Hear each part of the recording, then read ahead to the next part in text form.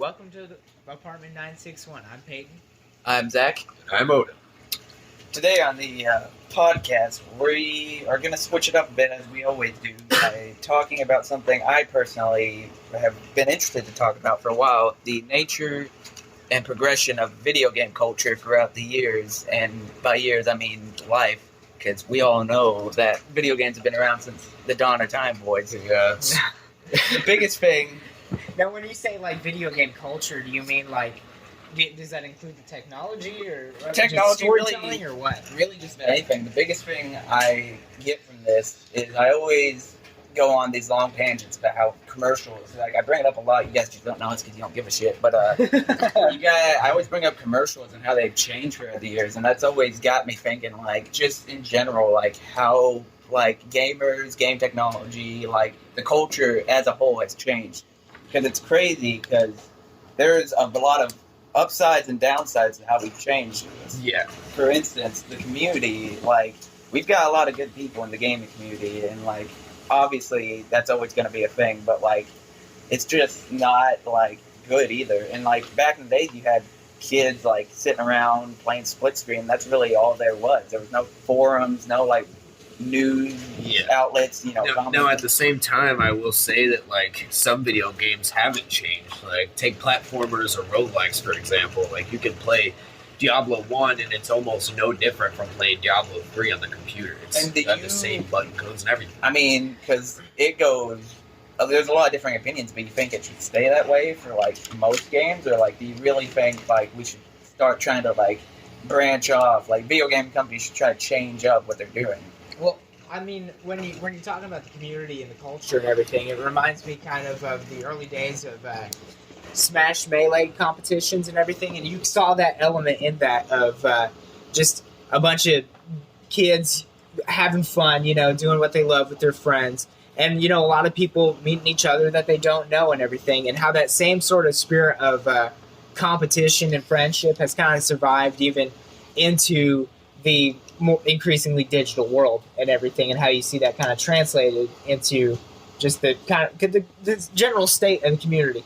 Which, like, that's very obvious, because, like, we have tournaments every week, Smash tournaments, and, like, while there is a lot of smack talking because we're all grown adults and we just don't know how to talk about smack talk, they go amazingly. Like, it's just a bunch of friends hanging out and all that, and, like, that's a great part of the gaming community, but there have been things that have branched out just over time that have been sort of, like, the negative aspects of it, where it's like... What would you, like, give an example? I feel like games nowadays, especially with first-person shooters, it makes it really difficult because they're not trying to incorporate a way that you can play with your friends at home. A lot of them are just trying to suck your money. They would have to bring their whole console to your house in order to play a game with you, unlike how it used to be. So you're saying that couch co-op is, like, the way of life at this point? Yeah, I feel like it should be. I kind of agree with you, because, like, as someone who doesn't get a lot of free time, hence why we're making a podcast for some reason,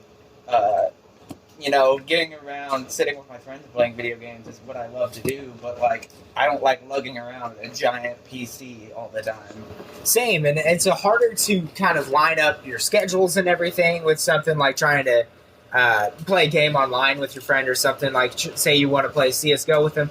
It's almost like a chance encounter that you'll see each other online. But if you're already there hanging out with one another, you know, then it's the perfect opportunity to do a co-op game. You can see each other, you're in the same room, hear each other's voices. And see, we might think that as a group, but obviously games have disproved this, as with the rising popularity of games like Fortnite, most Battle Royales in general. What do you guys think is the reason, like, games like that succeed so well, even in a market where there are a lot of people like us who don't have time? If you look at the stats and you see, like, the way the graphs go for video games like that comparatively against video games in the past is, like, Fortnite will have big spikes, especially whenever they have updates come out, but then gradually, like, fairly quickly over time, their players will drop. Whereas, like, if you take a look at Minecraft, that's been around since 2009, it's been pretty consistent player base for a while now. And that also is a big thing, too, is survival games. Like, I think survival games are also reaching a pretty good point in the gaming culture right now. It's just a big thing is like we don't have a whole lot of genres that we have a whole lot of genres that we didn't back in the day. Survival, battle royales, and all that. And it's incredible how that works. Like just in like how it can connect people so well. And you're talking about Fortnite. You know, you see that it's very much a fusion, a lot of different genres that you didn't have back in the day. Like, I'm not really battle royale genre, but more of like you got that first person shooter kind of single player feel to a lot of the game. But you can also join your friends, you know, party up, and there's also a little bit of a survival element to the game. I feel like, you know, where there's the players that can that will start further away from the circle and move in, or there's players that will go and get the quick match and drop in somewhere popular where all the others go. So I think it appeals to a wide array of audiences, is why something like that's gotten so popular. Speak of how it has a survival aspect, a lot like the story of that game. Yeah, Moving that's true. on. That's Anyways. true. Yeah. But at the same time, I really do feel like the battle royale platform of games is eventually going to fall off coming here pretty soon. I think it's a fad because as well. Yeah. It's a long fad. It's- I mean, we've yeah. had it for a while. So is the internet, but you know, we've still got it. That's true. That's true. Now, Zach, you talk about the history and how gaming culture has changed. What would you say, like, really was the inception, the defining moment of the beginning of video game culture? Honestly, I think the biggest leap.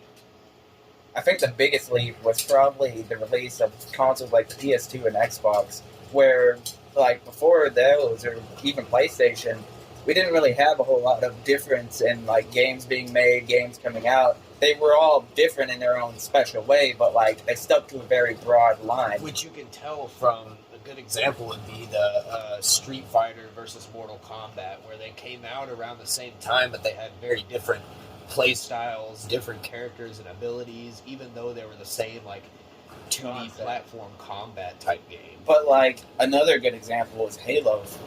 With the original Xbox, a lot of people would probably see it as about like a typical shooter, but like that revolutionized. When it came out, it revolutionized the gaming market and how shooters were conceived. That was one of the first games to really use like a lot of the systems they use. Auto lock, soft lock system, the like aiming.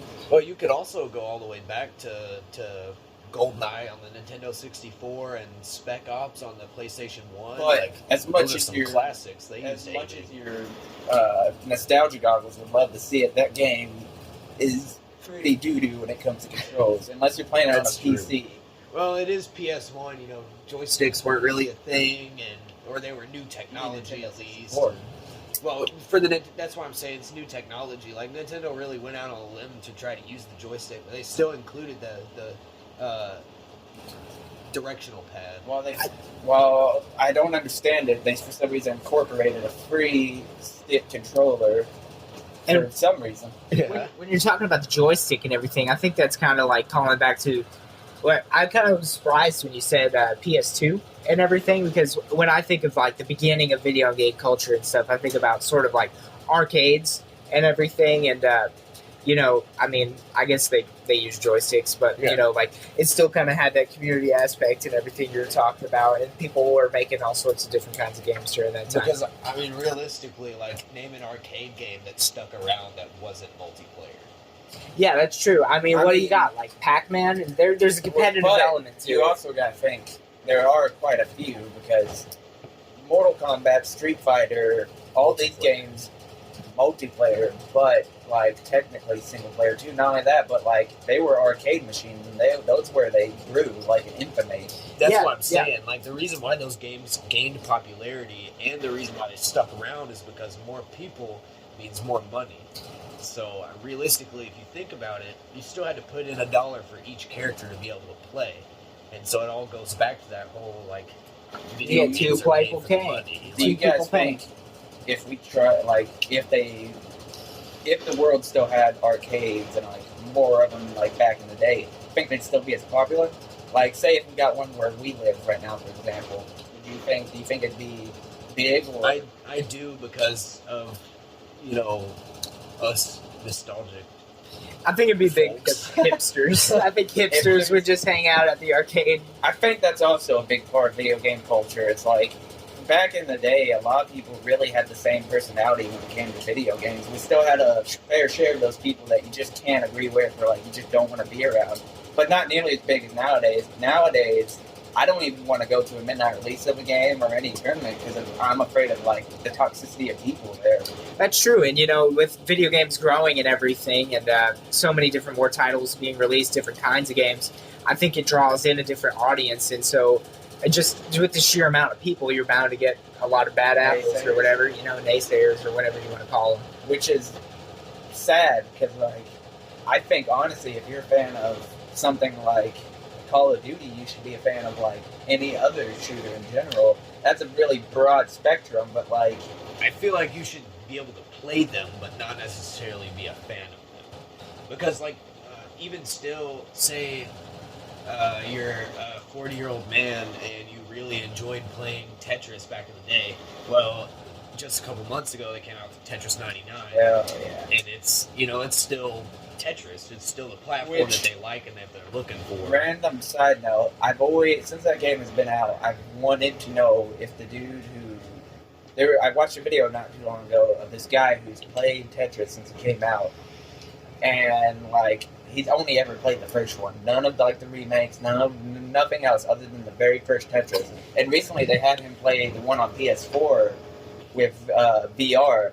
They had him play it. Dude was still amazing at the game, but he was totally blown away by like the technology and all that. I want to see him play the Battle Royale version. We've come The a long Battle way. Royale of Tetris? Yeah, that's what Tetris 99 is. Are you serious? It's literally Yeah. 99 people playing Tetris, and as you do better, you can basically send attacks and other things to other players that basically push them to lose faster. Dude, whoever's Which the last means person we've without come attention. a long way since 1984. Yeah. this is the Return of the Jedi to the Tetris trilogy. And it gets pretty intense too. You watch some hardcore Tetris people play. Like I have this one streamer I like to watch, and he's hardcore good at Tetris. And like he had one where he was literally on the brink of losing. Like his Tetris was at the going Line. past at the line.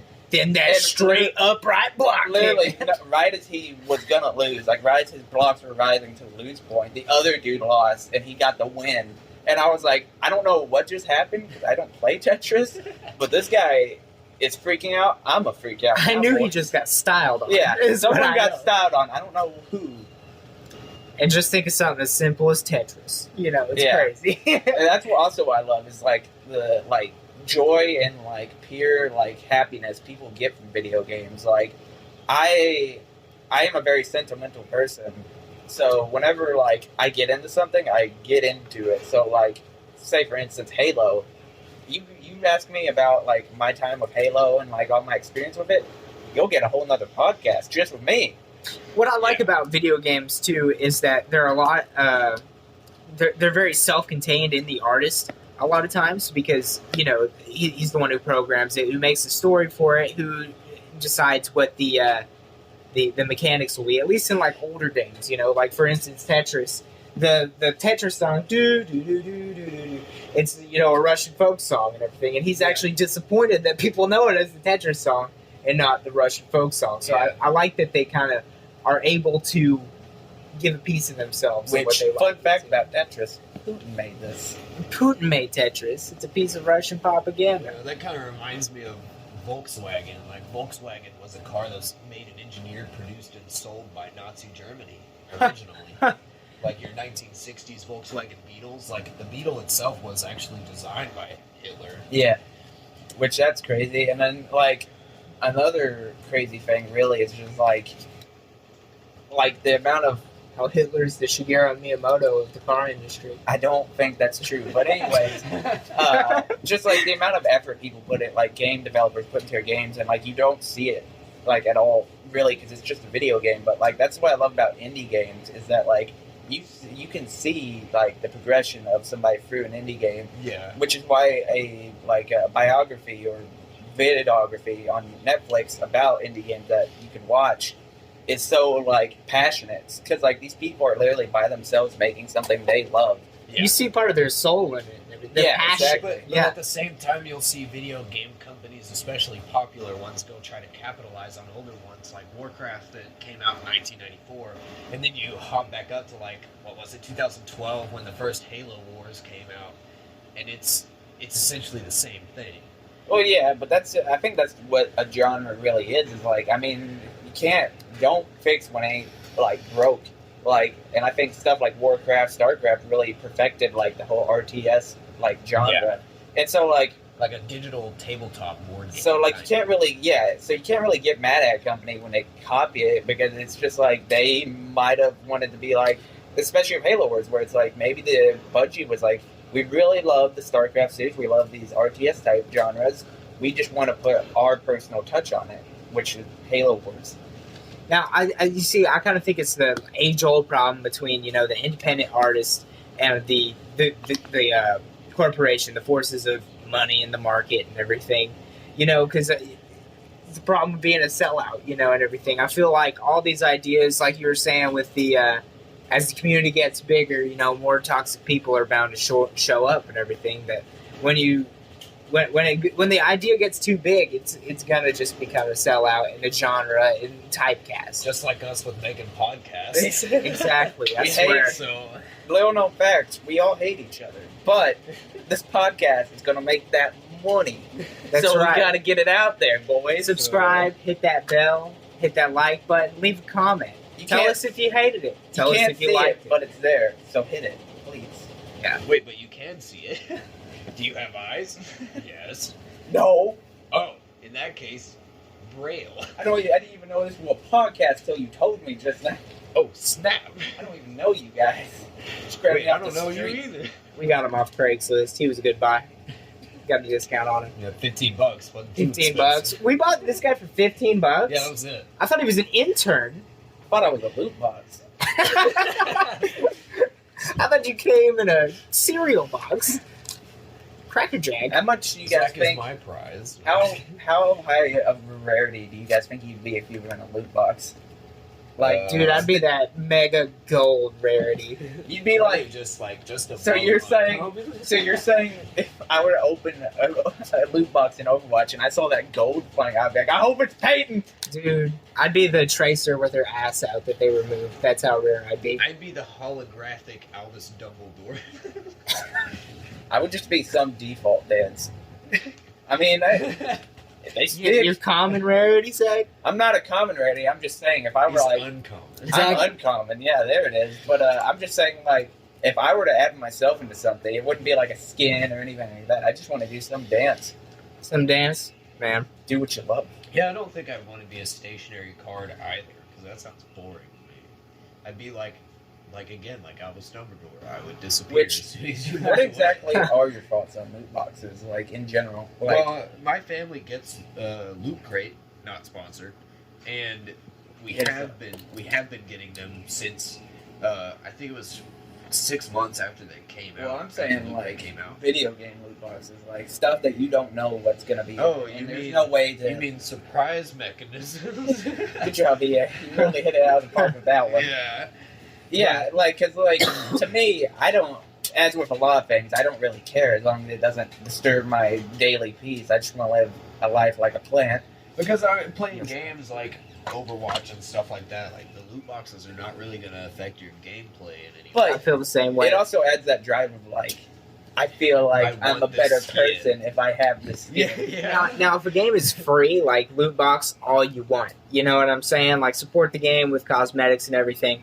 But like if you've already paid $60 for a game, you're really gonna make me pay for extra characters Well, and extra that's what- content. Well, you I don't think- always have to I pay. think- That's why Overwatch is so good. To That's me, true. I think that's a good you know, model. Like, Well, that's a good model also because, like, as you were saying, if it's a $60 game, it really does suck that you have to pay more to get, like, these skins and all that. But Overwatch helped a lot by making it to where you could just get it, like, if you got... in the loot boxes. Yeah, right? you could get Yeah. stuff in the loot boxes with the gold and all that. But also, I say with a $60 game, if you really enjoy it, you feel like you'll get a lot of playtime out of it. Go ahead and like pay a few extra bucks. Like, Well, I I, feel say the same that way. there should not be a difference in what you can buy and what you can get freely. But instead of taking the chance with the RNG and loot boxes, just going and paying the 99 cents for that skin on your P90 or whatever. I see that's like I like that, but at the same time, that anybody can pay $1 for that skin I've wanted for the last 2 years. See, but nobody's just gonna be able to open a box and get the same skin. So maybe they should introduce like tier-oriented loot boxes. So as you get higher in the tiers, like on ranked, then you get loot boxes that have a higher percentage of getting. That's a very good rare idea items. because that helps with me. Because again, as I've been stating, like I want to be special. I'm Yeah. a special snowflake. I gotta have my special stuff. So being able to, get what you get based on how long you played the game, how good you are at it, and all that would be nice. yeah, and I like League of Legends kind of method that they've got on it, where you can play the whole game. You can beat the game and not spend a single dollar and just enjoy it just as much. It doesn't affect any sort of play. But if you want to, you can spend money on skins, or if you don't, you can always just wait, play more games to get more, in-game currency Yeah. to get some skins by chance from a loot box, or you can pay for loot boxes if you want. It keeps all options open for you. Okay, so then on another topic, how do you guys feel about games that say, like, take Destiny for example, where they kind of closed up the game at the end of the storyline and then came out with Destiny 2? Like, how does that play in y'all's heads? Because it's not necessarily a continuation of the first game. It's a standalone game on its own. You're saying just it's got like a an title. expansion, but they make Yeah. you pay full price. Yeah. Well, see, that's because recently, I think it's Activision and Bungie. I Mhm. think Activision cut themselves, like, they gave Bungie the full rights to Destiny, and they basically made it to where they even said, they're like, we're going to the World of Warcraft thing where we're either going to make a Destiny 3 and only release expansions from now on, or we're going to continue releasing expansions for Destiny 2, and that's it. Because, I feel like a lot of that, as I just said, Activision was at fault for that, where they're like, we just want this game out, we'll charge them a few extra bucks to get a couple DLCs, and then on to the next one. See, but at the same time, if you go back to games, take Spyro or Crash Bandicoot, for example. If you beat the game, then you It's unlock over. more things Oh, after okay, that. I see. Yeah, you see what I'm saying? Yeah, Because yeah. you can literally 110% both of those games, Mhm. but only after you beat the original game. Like Super Mario Odyssey is a more recent one, because once you beat the game, There's you more can to go do. back and do more. Well, to I get think that's more what the levels. multiplayer and loot crate or what Ingram system is for Destiny. It's their version of that where it's like, hey, you beat this lackluster story. Why don't you spend a lot more time playing this multiplayer and kind of perfecting the game? I think a lot like Destiny, the sort of thing is it doesn't have a lot of replay value. I guess I've never really Tell played that. much of it. To my friend CS, who has 1,000 hours in that game. I don't know how Okay. that's possible, but it feels like one of I those don't games either. where once you run out of the content on it, it's done. It's expended. There So it is. I get why you would be releasing DLC and a Destiny 2, and I do think it's fair price and everything. If you're just gonna, granted, I don't even like these games. Yeah. But, I think it makes sense for them to just release more instead of incorporating more loot boxes and microtransactions. Rather just give us new content. Yeah. Well, yeah, that's true. It's just my thing is I just feel like nowadays expansions are more of the way to go because it's an easier alternative to just making, creating, and releasing a full other game. You just add on to the game you already have. That way, also your player base doesn't diminish because you're not making people pay full price for a new game that might or might not be as good as the last one. And I think that's the model that you're saying. Warcraft and all these games, they're really stable, and they Yeah. last for a really long time. And I think that's proof to it. Like what you said, it keeps a stable player base. They don't have to go out and buy a new game, and maybe some people just don't choose to buy it because they already bought it once and they're done. They've already been fooled. They've already been fooled, yeah. I guess Blizzard's following that whole Bungie and Card game, deal yeah. where they're not necessarily the card game, but they came out with World of Warcraft 1 and 2, Yeah. got to 3, Yeah. and then continue making it. But they're doing that same thing with Diablo. They made a first, second, they got to the third one, and then now they're just making continuation DLCs that go off of it. Are they though? Yeah. They came out with the Because that's my biggest thing is I wasn't really very upset. It was just kind of one of those things that kind of irked me when they released it on the One and like PS4 and all that as like Diablo the Complete Collection, because there was literally Diablo Reaper of Souls, which you could pick up for like $10 at GameStop Yeah. with nothing else added. And $24 for Diablo 3 because it's been out for so long. Yeah, that's what really upset me. It was like they didn't do anything. It literally was the game they released like 3 years ago, but like they just were like, let's put a new skin on it, make it look like it's a new game. Well, I mean, technically, you should be just as upset about Spyro and Crash Bandicoot because they did the same thing.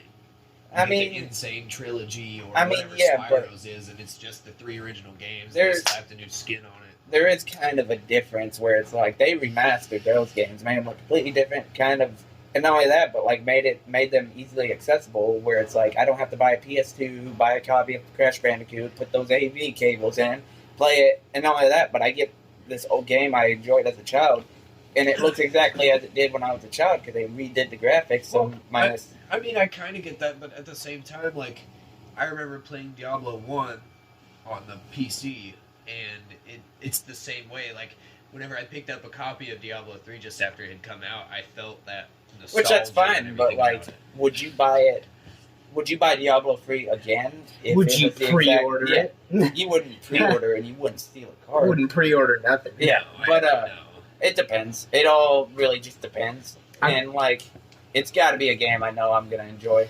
See, I thought I was going to enjoy No Man's Sky, but We all did. friend. yeah, exactly. I pre-ordered that. I thought I was going to be playing it all through next year. Yeah, you know, and I honestly, Which the first apparently- time that I had a run-in with it was with Game Informer magazine, and they were explaining it like just how the Same. developers decided that it should be explained about how it's going to be this great multiplayer game with no I mean, lag the and way shoot they- off into space. The way they explained it was perfect. Like they explained the perfect game. Like it was literally any sci-fi nerd's like wet dream. But it It's didn't just come out they that literally lied about almost every single Exactly. thing promised. and you know Because they showed pulled all a these. Bethesda move and released the game earlier than they should have. They They- should have taken a lot more time to develop it. They showed all Which- these features and stuff in which, the, to be in the fair- trailer, you know, like sand worlds and all this different sort of stuff. And me and my Yeah. buddy, we ordered it together, wanting to play it, you know, and lo and behold, Sean Murray lied about everything. Which apparently they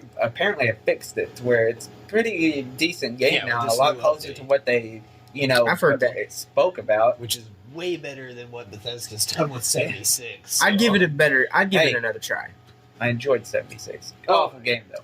I enjoyed playing it. I Like, kind of want You to enjoyed Fallout. Yeah, that was my main thing. Is like Fallout 76. While it's definitely a trash game, it had all the aspects of a Fallout game that I liked, which was like, collecting shooting stuff. people and nuking things. That yes, but just having John like, Denver. looking at your inventory and going, I know there's not a single person who doesn't who has exactly what I have. Knowing that what you've got is completely different from somebody else. Yeah. That was the biggest thing. It was like with Fallout New Vegas, Fallout 3, where they were perfect games to me. I loved them to death. Yeah. But like going up to a friend and being like, yeah, I got this gun to your thing. They go, yeah, me too, in like the exact same area. It just always kind of was like, well, that's a bummer. Yeah. The only downside was like just 76 was just poorly crafted. Yeah. Great idea, just not succeeding. Let's take Fallout 4 and make it multiplayer. Because like I loved it. Like I loved Yeah. roaming around, especially when I ran into Mothman. Yeah, yeah. That dude was insane. And the alien dude now too. Like, Is there an alien dude? yeah, there's an alien now that you can run into. Oh shit. That's gotta be bonkers. And Yeah. apparently soon to be NPCs that you can run into. Yeah. I don't know Yeah, how they're with the gonna new incorporate update. those. Now I don't know how that's going to affect gameplay. It might be the same as No Man's Sky's newest update, where they actually fixed the game. Well, I just don't know how they'd incorporate it to actually matter, because like it's cool. They're doing factions now. Okay. You can join a certain faction and play with their NPCs and protect your settlements use your NPCs from your faction, protect your settlements from other factions. That was NPCs also and a characters. very broken thing about that game was the settlement system. That was so like poorly done, where it was like you take over somebody's settlement and then you literally break everything they have and you get it, but those Yeah. people don't get anything in No. return. Well, they got out of it what returns you get while you own it. Yeah, but also like the big thing that really like with the settlement thing that really upset me was like I ran into a settlement while playing that had a bunch of power armor racks that I was hoping to get because like that's a big part of the game. It's getting power armor, getting the modded out and everything. Yeah. And after I had taken over his settlement, it let me grab everything, even the power armor axes. And when I go to put them down, they're like, can't put it down, you haven't gotten the recipe, or you haven't reached the right level. Yeah, I so was what- like, that's stupid. Which I thought a thing that was going to be incorporated was that whenever you break something down, you get the recipe for it, which would make sense because, reverse engineering, it's not that hard, especially just like a metal A-frame that you use Shack. to support some. Yeah. Also, can I just say how much it pisses me off every time I see that E3 clip of those two guys that were like, and hell yes, we released free Battle Royale in Fallout 76. It's like, don't pat yourself No on one the back asked that. for this. No one asked for that. And, like, you sure as hell know that's not going to fix the game, guys. Yeah, did y'all notice that at E3, like, every third thing they talked about was Fallout 76? Mhm. Like, oh, we're, That and the audience was fake. star or whatever for, Elder Scrolls 6, Fallout 76, and, This we're dude. going to go on talking about, like, how you're going to wake up in a wagon, you're going to prison to get your head chopped off. Fallout 76? I tell you, dude. Dude, and then also, like, I don't know if it's true or not because I haven't really gotten into it. But, like, seeing, like, them threw me off. But, like, apparently at the E3, or Bethesda's E3, the audience was, completely staged. Really? Like, a lot of people in the front rows were paid off to clap, do all this stuff by Bethesda. Good old Greek And a lot chorus. of the audience cheering and all that. If you watch videos, I've only watched one, so I can't confirm it. But you'll see, you'll hear the clapping as if the entire stadium's lit up with claps. But then you look at the audience and they're all just sitting there, as if I Bethesda swear. purposely was like, let's put some claps in so people Yeah. think this is something good. What's that guy who runs Bethesda? What's his Todd name? Howard. He was in the chess club, right? Yeah. Okay. Dude, I as- started the chess club. I also think that dude owns a football team. That Really? wouldn't Yeah. surprise me. Where's he own the Look it up real the quick. Imperial See if he owns- Stormcloaks? See if he owns a football team. Jamie, can you pull that up? Because I think I heard something about how he used to party with a bunch of footballers. Dude is like a bachelor in the making. How do you know he didn't pay off those people to clap for him and everything? The football players? Well, I guess he does pay their salary, so. Wait. So it's- The Montreal. Surely this is not the same. No. That is not. That's That's a not- correct. I like how the second image in images though is Todd Howard, Lord and Savior, praise be. That man is Tom Howard. What are you talking about? This guy is just the Tom Just go to Howard. his sequel. Wikipedia and see if there's anything. I just want to now read his Wikipedia, see if he's got any. After playing Wayne Gretzky hockey, he requested a job from Bethesda. Which, did you know Bethesda also made the Home Alone game for I think Nintendo 64? Well, Strong no wonder start. the new games are trash. Strong start. Yeah. You gotta start from somewhere, boys. They really jumped the shark on Skyrim. Go back to Home Alone 2. Electric Boogaloo. Career speaker Bethesda Soft works. These are all of his games. The They started with the Terminator. Terminator, The Wow, Terminator. okay. but now he's like executive producer, game director. I guess Oh, he that's didn't. I it. guess I He might have doesn't. just heard that somewhere, but Maybe you That- were thinking of this Todd Howard. The linebackers coach for the Montreal Alouettes. Oh God. That one we all know, common household name. what do you guys think of Todd Howard. sports games? Sports games? Yeah, You mean like in real life or what? like video games. Like I tell you, I had a blast on Tecmo Bowl. That's what I'll tell you. I'll tell you what though, they I'll come play you on NBA on this SNES, and I'll just corner hoop your ass. I was about to say, the I'll game. take your ass on in NFL Blitz for GameCube. See, Oh, Oh yeah, then that game wasn't even fun. It's just the sound effects. All okay. that Then were in great. that case, Blood Bowl. I had a Fight me. great time with Madden 2004, listening to their early 2004 hip hop soundtrack, No. making my Oh own yeah, strong as fuck character. Also, Pop it up, the you greatest know? part about all these sports games is when your team's losing. It's just a great feature. Open the pause menu, go to switch teams, and then you just make the team that's winning that you don't Oh. want to win fuck up badly. And Yeah, that is good. Yeah. That's what I used to do. Is like if I was alone and I would like look around, and be like, "Oh wait, nobody's watching." And go to the other team, make them accidentally fumble the ball. That's some like, what's that, Tom Cruise? Live, die, repeat Yeah. shit right there. I can't think of the name of that movie though. I know exactly what you're talking about. Edge of Tomorrow. That's Yes, what- Edge of Tomorrow. Yeah. There it is. Yeah. You know, it's just like Groundhog Day, but more guns and explosions. exactly. Wonder if it was directed by Michael Bay or not. I'm not sure. I don't think there was quite enough explosions or Ninja Turtles for it to be directed by Michael Bay. Or Cocaine-induced transforming nightmares. cars. Yeah. Fair. Transformers was an awful movie. Dude. Yeah, I think they did good with the newer ones, but if you watch the last, like Dark of the Moon, the last of the older series of Transformer movies, if you pay attention, you can see that like the textures for the robots don't even line up with the actual footage. Oh my so, lord! Like it's bad. They did get better after Shia LaBeouf left. They did get better after Shia LaBeouf left, but it took them. No surprise. No surprise. Yeah, And is there The really- only person who didn't, or like the movies didn't get better, and they did get better, but Shia LaBeouf sure did. No. They added Mark Wahlberg was their Yeah. golden ticket. I never even seen him though, but Mark Wahlberg. as soon as I saw him where like Optimus Prime was riding a dinosaur, I was Which done. was I was badass. done. That Are was you kidding badass. me? I thought that was lame. if if you had you- watched the movie, yeah. you would understand. Really? Yeah, because it introduces the fact that like Transformers have been on Earth for thousands of years. Exactly, and like, not only that, Whoa. but, like I'm huge, and I forget their names, so it's gonna make it sound like I totally don't know what I'm talking about. But the dinosaur Transformers, they have a special name. Like Grimlock is the main one, and like they're just badass. Like in the cartoons and all that. So like seeing them in these movies, you were like, oh my god, like And you find out that spoilers, Merlin's staff is actually a part of a Transformer, and that's what gave him his magic abilities. Dude, I thought you were gonna say Marky Mark was Optimus Prime's dad or something. Like, holy say crap! hello to your dude. mother for me. Yeah. Turns out O.J. Simpson was a Transformer.